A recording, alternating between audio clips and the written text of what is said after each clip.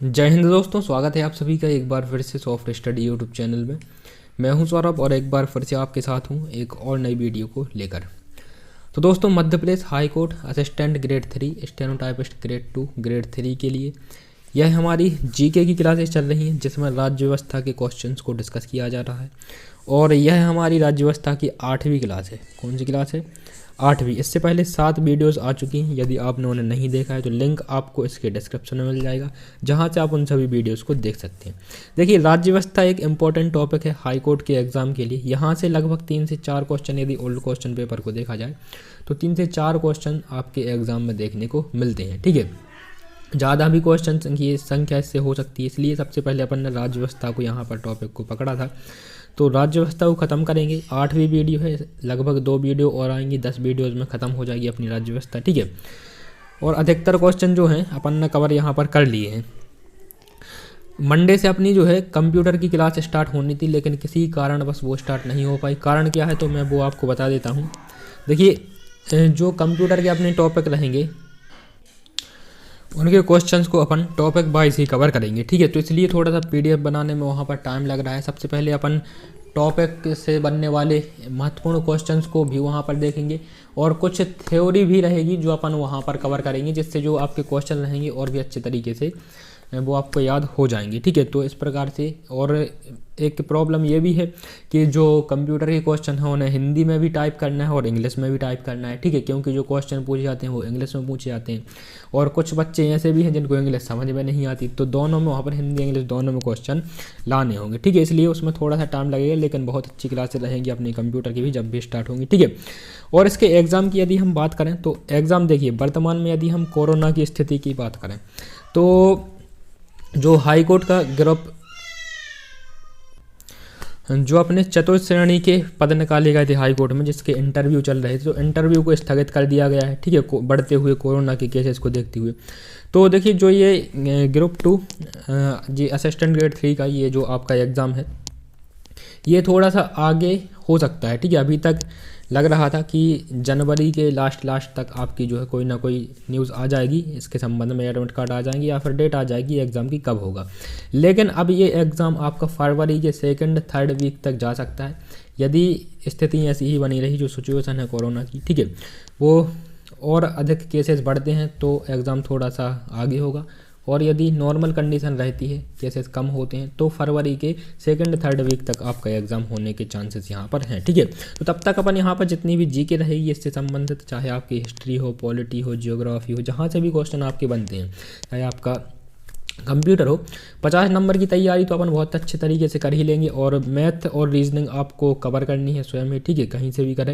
इसके अलावा इंग्लिश भी आपको करनी है, और जो हिंदी है तो हिंदी की भी तैयारी अपन कर लेंगे। ठीक है, अब स्टार्ट करेंगे इससे पहले क्वेश्चन के साथ में। वीडियो पसंद आए तो वीडियो को ज़्यादा से ज़्यादा लाइक करना है, शेयर करना है। चैनल पर यदि आप नए हैं तो चैनल को सब्सक्राइब करना है, और बेल आइकन को यदि प्रेस नहीं किया है तो प्रेस जरूर करें, ताकि यहाँ पर अपलोड की नेक्स्ट वीडियो की नोटिफिकेशन आपको सबसे पहले मिल जाए। ठीक है, तो स्टार्ट करेंगे पहले क्वेश्चन के साथ में। पहला क्वेश्चन आपकी स्क्रीन पर देख पा रहे हैं, लिखा हुआ है, किस सदन में सदस्यता करने वाले अधिकारी उस सदन का अध्यक्ष या फिर उस सदन का अध्यक्ष होता है, लेकिन उस सदन का सदस्य नहीं होता है। ठीक है, किस सदन में अध्यक्षता करने वाला अधिकारी उस सदन का सदस्य नहीं होता है? तो लोकसभा का, राज्यसभा का, विधानसभा का, या फिर विधान परिषद का। तो किस सदन का जो होता है? राज्यसभा का होता है। ऑप्शन नंबर बी इसका करेक्ट हो जाएगा। राज्यसभा का जो सभापति या फिर जो अध्यक्ष होता है, कौन होता है? पदेन अध्यक्ष उपराष्ट्रपति होता है, उपराष्ट्रपति होता है। लेकिन उपराष्ट्रपति संसद का या फिर लोकसभा का या फिर राज्यसभा का किसी भी सदन का सदस्य नहीं होता है। ठीक है, ऑप्शन नंबर बी इसका करेक्ट हो जाएगा। राज्यसभा का सदस्य, अध्यक्षता करने वाला सदस्य राज्यसभा का सदस्य नहीं होता है। ठीक है, अगला क्वेश्चन है, राज्यपाल के बैठकों की अध्यक्षता कौन करता है? राज्यपाल की बैठकों की अध्यक्षता कौन करता है? ठीक है, राज्यपाल जो प्रदेश में जो भी राज्यपाल है, राज्यपाल को सभी एक संयुक्त बैठक होती है, तो उनकी अध्यक्षता कौन करता है? ठीक है, तो उस संयुक्त बैठक की अध्यक्षता कौन करेगा? यहाँ पर उपराष्ट्रपति करेगा। ऑप्शन नंबर सी करेक्ट हो जाएगा। राज्यपालों के बैठकों की अध्यक्षता कौन करेगा? उपराष्ट्रपति करता है। ठीक है, नेक्स्ट क्वेश्चन है, किसी धन विधेयक के पारित होने में राज्यसभा अधिक से अधिक कितनी देरी तक रख सकती है? देखिए, जब कोई धन विधेयक पारित होता है, ठीक है, तो उसे राज्यसभा के पास स्वीकृति के लिए भेजा जाता है। अब राज्यसभा कितने दिनों तक उस धन विधेयक को अपने पास रख सकती है, कितने दिनों के अंदर स्वीकृति देना या फिर उसे अस्वीकृत करने की यहाँ पर राज्यसभा के लिए प्रावधान किए गए हैं। तो देखिए ये कितने दिनों तक रख सकती है राज्यसभा उसे, तो राज्यसभा उसे अपने पास 14 दिनों तक रख सकती है। कौन सा आपका ऑप्शन नंबर सी करेक्ट हो जाएगा, ठीक है। किसी धन विधेयक को पारित होने के लिए राज्यसभा उस विधेयक के लिए 14 दिन तक अपने पास रख सकती है, ठीक है। अगला क्वेश्चन है दोस्तों, उपराष्ट्रपति का निर्वाचन किसके द्वारा होता है, ठीक है। उपराष्ट्रपति का निर्वाचन किसके द्वारा होता है, मंत्रिमंडल की, जनता के, संसद के या फिर राष्ट्रपति के। तो देखिए जो उपराष्ट्रपति हैं, उपराष्ट्रपति का निर्वाचन किसके, संसद के द्वारा होता है। संसद के जो दोनों सदन होते हैं, राज्यसभा और लोकसभा, ठीक है। राज्यसभा को क्या बोलते हैं, उच्च सदन बोला जाता है, लोकसभा को निम्न सदन बोला जाता है, ये आपको याद रखना है, ठीक है। तो इसके दोनों सदस्य होते हैं कितने, 552 सदस्य आपके राज्यसभा में होते हैं। जितने भी सदस्य निर्वाचित हैं, ठीक है, वे सभी सदस्य उपराष्ट्रपति के चुनाव में भाग लेते हैं और ये अप्रत्यक्ष रूप से चुनाव किए जाते हैं, ठीक है। इसके अलावा जो राष्ट्रपति होता है, राष्ट्रपति के चुनाव में राज्यसभा एवं लोकसभा के साथ साथ विधानसभा के सदस्य भी इसमें चुनाव में भाग लेते हैं, ठीक है। तो ये आपको याद रखना है। उपराष्ट्रपति के में केवल राज्यसभा लोकसभा की, राष्ट्रपति के में राज्यसभा लोकसभा और विधानसभा तीनों की, ठीक है। नेक्स्ट क्वेश्चन है यहाँ पर, भारत में किसकी स्वीकृति के बिना कोई भी सरकारी खर्च नहीं किया जा सकता। भारत में किसकी स्वीकृति के बिना कोई भी सरकारी खर्च नहीं किया जा सकता, ये आपको बताना है। तो देखिए दोस्तों, भारत में सरकारी खर्च के लिए संसद के द्वारा यहाँ पर निर्णय लिया जाता है। ऑप्शन नंबर डी इसका करेक्ट हो जाता है, संसद, ठीक है। संसद की स्वीकृति के बिना कोई भी सरकारी खर्च नहीं किया जा सकता। यदि कोई वित्त विधेयक भी है या यदि कोई वित्त विधेयक, धन विधेयक है, तो संसद के दोनों सदनों में उसकी स्वीकृति की आवश्यकता होती है। उसके बाद ही, स्वीकृति मिलने के बाद ही उस पर सरकारी खर्च किया जाएगा, ठीक है। अगला क्वेश्चन है, निम्नलिखित में से कौन जनता द्वारा प्रत्यक्ष रूप से निर्वाचित सदन है। निम्नलिखित में से कौन जनता द्वारा प्रत्यक्ष रूप से निर्वाचित सदन है, ठीक है। तो कौन सा जनता द्वारा प्रत्यक्ष रूप से निर्वाचित होता है, यहाँ पर लोकसभा होती है, ठीक है। लोकसभा के जो चुनाव होते हैं ये जनता द्वारा प्रत्यक्ष रूप से इसके चुनाव होते हैं और इसके बाद लोकसभा के सदस्यों को चुना जाता है और उन्हीं सदस्यों में से जो चुने गए सदस्य होते हैं, जिस पार्टी का बहुमत होता है, बहुमत वाली पार्टी में से अपने जो उनके सदस्य चुने जाते हैं उनमें से एक अपने अध्यक्ष को चुनता है, जिसे प्रधानमंत्री हम बोलते हैं, ठीक है। नेक्स्ट क्वेश्चन है, राज्यसभा का सभापति कौन होता है। राज्यसभा का सभापति कौन होता है, उपराष्ट्रपति, राष्ट्रपति, प्रधानमंत्री। तो देखिए इस प्रकार के क्वेश्चन कई बार इन्हें हम कवर कर चुके हैं 2-3 बार, ठीक है। तो अब जो क्वेश्चन आने लगे हैं वो रिपीटेड क्वेश्चन आने लगे हैं, ठीक है। तो यहाँ से लगता है कि राज्यसभा को हमने क्लियर कर लिया है। कुछ टॉपिक रह गए हैं, जैसे गांधी जी के यहाँ पर अपने आंदोलन हो जाते हैं, ये रह गए हैं, ठीक है। जैसे अपना आपातकाल भारत में कब कब लगाया गया है, मध्य प्रदेश में कब कब आपातकाल लगाया है, कुछ ये टॉपिक रह गए हैं, ठीक है। तो यहाँ से कुछ क्वेश्चन बचे हुए हैं, इन्हें अगली वीडियोज़ में अपन डिस्कस करेंगे, ठीक है। तो इसका करेक्ट आंसर क्या होगा, उपराष्ट्रपति होगा, ये सभापति होते हैं राज्यसभा के। नेक्स्ट है, राज्यसभा में किस राज्य के प्रतिनिधियों की संख्या अधिक होती है। तो राज्यसभा में उत्तर प्रदेश में सबसे अधिक जनसंख्या है और जो राज्यसभा में या फिर लोकसभा में प्रतिनिधि भेजे जाते हैं ये किसके अनुसार भेजे जाते हैं, तो ये जनता की जनसंख्या के अनुरूप भेजे जाते हैं, ठीक है। तो इसमें देखिए इसका जो करेक्ट आंसर हो जाएगा उत्तर प्रदेश अपना हो जाता है, ठीक है। ऑप्शन नंबर बी करेक्ट हो जाएगा, उत्तर प्रदेश। उत्तर प्रदेश लोकसभा में भी सबसे ज़्यादा प्रतिनिधि भेजता है और राज्यसभा में भी सबसे ज़्यादा प्रतिनिधि भेजता है। नेक्स्ट क्वेश्चन है, भारत के प्रथम उपराष्ट्रपति कौन थे। भारत के प्रथम उपराष्ट्रपति कौन थे, ठीक है। तो भारत के प्रथम उपराष्ट्रपति आपको बताना है कौन हो जाते हैं, doctor S Radhakrishnan. Doctor S Radhakrishnan Bharat के जो थे प्रथम राष्ट्रपति थे। ऑप्शन नंबर बी इसका करेक्ट हो जाएगा, ठीक है। कमेंट बॉक्स में आपको बताना है कि मध्य प्रदेश के प्रथम राज्यपाल कौन थे, ठीक है। प्रथम राज्यपाल आपको बताने हैं, मध्य प्रदेश के प्रथम राज्यपाल कौन थे। कमेंट बॉक्स में इसका आंसर आपको करना है, ठीक है। बढ़ते हैं नेक्स्ट क्वेश्चन की तरफ। एस राधाकृष्णन, सर्वपल्ली राधाकृष्णन, ठीक है। बढ़ते हैं नेक्स्ट क्वेश्चन की तरफ। अगला है यहाँ पर, भारत के उपराष्ट्रपति के पद पर लगातार 2 बार कौन रहा? भारत के उपराष्ट्रपति के पद पर लगातार 2 बार कौन रहा? ठीक है, तो ये आपको बताना है। तो भारत के उपराष्ट्रपति के पद पर लगातार 2 बार रहने वाले कौन हैं? तो एस राधाकृष्णन ही है जो भारत के राष्ट्रपति पद पर लगातार 2 बार रहे थे। ठीक है, एस राधाकृष्णन ऑप्शन नंबर, उपराष्ट्रपति पद पर लगातार 2 बार रहे। ठीक है, एस राधाकृष्णन ही इसका करेक्ट आंसर हो जाएगा। नेक्स्ट क्वेश्चन है, भारतीय संघ में किसी राज्य को सम्मिलित करने का अधिकार किसे है? भारतीय संघ में किसी राज्य को सम्मिलित करने का अधिकार किसे है? ठीक है, तो इसका जो सही आंसर अपना हो जाएगा, भारतीय संघ में किसी राज्य को सम्मिलित करने का अधिकार किसे? तो संसद को है।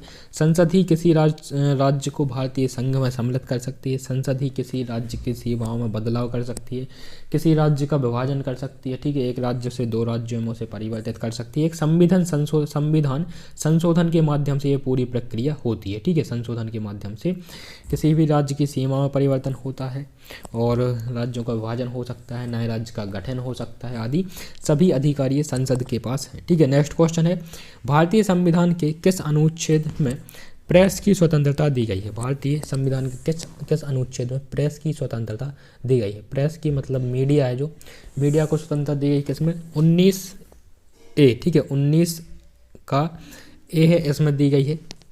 आई में 19I में। ठीक है, प्रेस को स्वतंत्रता दी गई है। ठीक है, चलते हैं नेक्स्ट क्वेश्चन की तरफ। अगला है, भाषाई आधार पर राज्यों का पुनर्गठन किस वर्ष हुआ था? भाषाई आधार पर राज्यों का पुनर्गठन किस वर्ष किया गया, ये आपको बताना है। तो देखिए, भाषाई आधार पर राज्यों का जो पुनर्गठन किया गया, समिति तो बनी थी आपकी, कौन सी समिति बनी थी? जो आपकी फजल अली आयोग था, फजल अली आयोग भाषाई आधार पर राज्यों के गठन से संबंधित है। ठीक है, जो प्रथम राज्य गठित किया गया था वहाँ से आधार पर 1953 में कौन सा किया गया था? आंध्र प्रदेश किया गया था, आंध्र प्रदेश। ठीक है, मध्य प्रदेश का गठन 1956 में किया गया था, भाषाई आधार पर ही किया गया था। ठीक है, यहाँ पर ऑप्शन में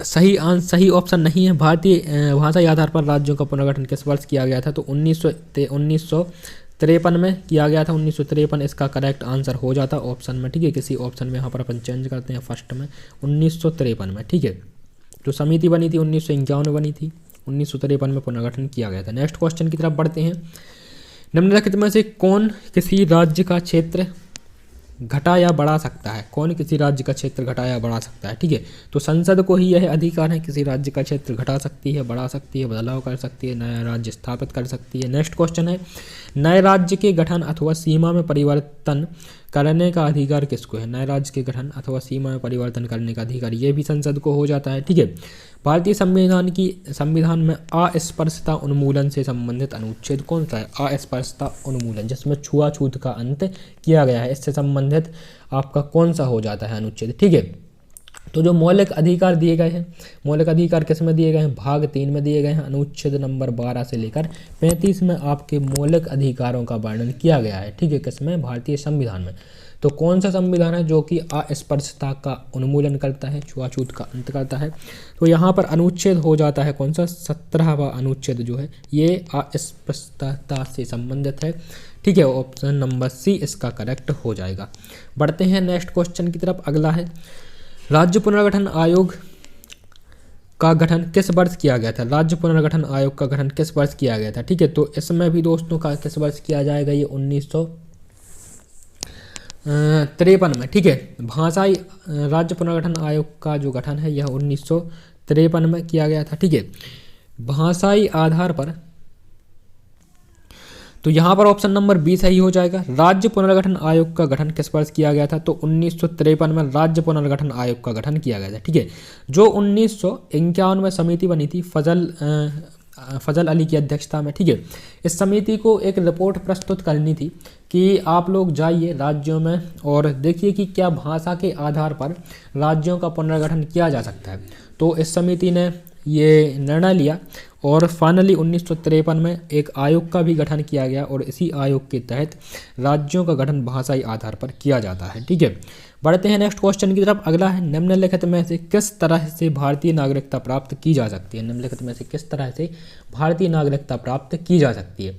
तो भारतीय नागरिकता प्राप्त करने के लिए आपको देखिए, एक तो आप जन्म से ही यदि भारत के नागरिक हैं, जन्म भारत में हुआ तो आप भारत के नागरिक होंगे, पंजीकरण के द्वारा और वंशानुगति है यदि आपकी, ठीक है, यदि आपके माता पिता भारत की नागरिकता है उनमें से किसी एक के पास, ठीक है, तो आप भारत के नागरिक यहाँ पर कहला सकते हैं। ये सभी ऑप्शन नंबर डी इसका करेक्ट हो जाएगा, ठीक है।